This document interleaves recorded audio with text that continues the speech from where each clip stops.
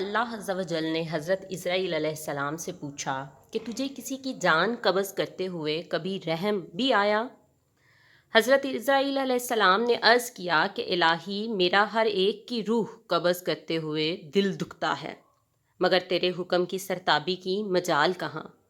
ہاں، ایک ایسا واقعہ گزرا ہے کہ جس کا دکھ ابھی تک نہیں بھلا سکا۔ وہ غم ایسا ہے جو تنہائی میں بھی میرے ساتھ رہتا ہے۔ ایک جہاز سمندر میں سفر کر رہا تھا، وہ تیرے حکم سے ایک بھنور میں پھنس گیا۔ اس طرح تھوڑی دیر بعد وہ جہاز تباہ و برباد ہو گیا۔ جہاز میں سوار کئی مرد اور عورتیں غرق ہو گئے۔ جو مسافر بچے، ان میں ایک ماں تھی اور دوسرا اس کا نوزائیدہ بچہ، جو تباہ شدہ جہاز کے ایک تختے پر سمندر کی لہروں میں تیرے رحم و کرم پر بہے جا رہے تھے۔ تیز ہوا نے انہیں آنن فانن سینکڑوں میل دور سمندر کے کنارے پر پہنچا دیا۔ ماں اور بیٹے کے بچ جانے سے میں بہت خوش ہوا۔ اسی لمحے تیرا حکم ہوا، ماں کی روح قبض کر لو۔ میں نے مولا کریم تیرے حکم کی تعمیل کی۔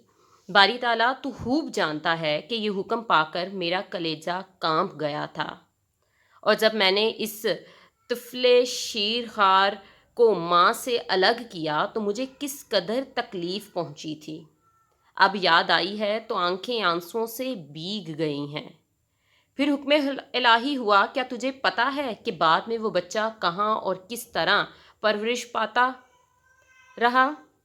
حضرت اسرائیل علیہ السلام نے عرض کیا، اللہ تعالیٰ، آپ غیب کو جانتے ہیں، ظاہر اور باطن آپ ہی پر کھلا ہے۔ اللہ تعالیٰ نے فرمایا، ہم نے موج سمندر کو حکم دیا کہ اس لاوارث بچے کو اٹھا کر ساحل پر ڈال دے۔ ساحل کے قریب ایک سرسبز شاداب جزیرہ تھا۔ ہم نے پھولوں کو حکم دیا کہ بچے کے نیچے سیج بچھا دیں۔ سورج سے کہا، اپنی تیز شعاؤں سے بچے کو محفوظ رکھنا۔ بادل کو کہا، بچے سے ذرا فاصلے پر برسے۔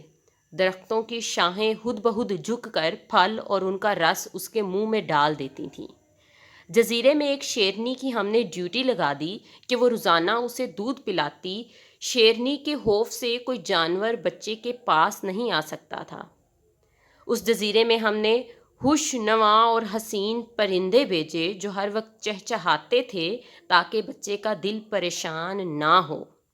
ہوا کو حکم دیا کہ اس پر سے آہستہ آہستہ گزرے تاکہ اس کو کوئی تکلیف نہ ہو۔ اے اسرائیل، وہ تنہا اور بظاہر بے یار و مددگار بچہ پرورش پا کر خوب صحت مند اور بہادر ہو گیا۔ ہم نے اس کے پاؤں میں کبھی کانٹا بھی چبھنے نہ دیا۔ دنیا جہان کی نعمتیں اسے عطا کیں۔ اب اے ملک الموت، تو جانتا ہے وہ بچہ کہاں اور کیا کر رہا ہے؟ ایک بادشاہ شکار کھیلتے ہوئے ادھر آ نکلا۔ وہ خوبصورت صحت مند بچے کو دیکھ کر بہت خوش ہوا اور اسے اٹھا کر اپنے محل میں لے گیا۔ ان کے ہاں کوئی اولاد نہ تھی، انہوں نے اسے اپنا بیٹا بنا لیا۔ بادشاہ کے مرنے کے بعد وہ اکیلا تاج و تخت کا مالک بن گیا۔ غرور اور تکبر سے ہمارے بندوں پر ظلم کرنے لگا، ایسا سرکش نکلا کہ ہدہدا بن بیٹھا۔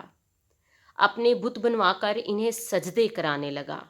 خاک کا فانی پتلا ہمارا شریک بن بیٹھا۔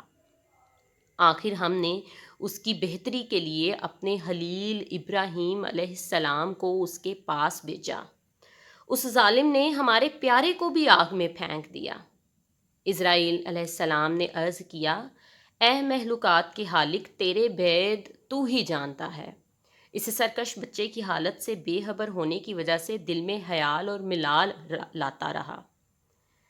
اے اسرائیل، اس بچے نے میرا کیا شکریہ ادا کیا؟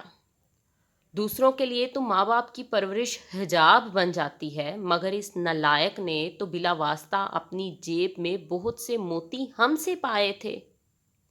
وہ بچہ نمرود بن کر اس وقت ایک بڑے ملک کا بادشاہ ہے، اور اسی نے میرے خلیل حضرت ابراہیم علیہ السلام کو آگ کے الاؤ میں جھونکا ہے، اور اب خدائی کا دعویٰ کر کے لوگوں کو میری راہ سے ہٹاتا ہے، اور حکم نہ ماننے والوں کو سخت سزا دیتا ہے۔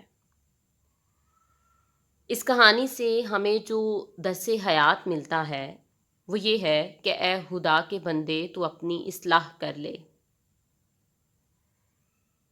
اپنے نفس کو قید میں رکھ، کتے کی گردن سے زنجیر کو مت نکال۔ نفس یقیناً ایک خونی درندے کی مانند ہے، اگر یہ احسان فراموش ہو جائے تو یہ مثل نمرود بن جاتا ہے۔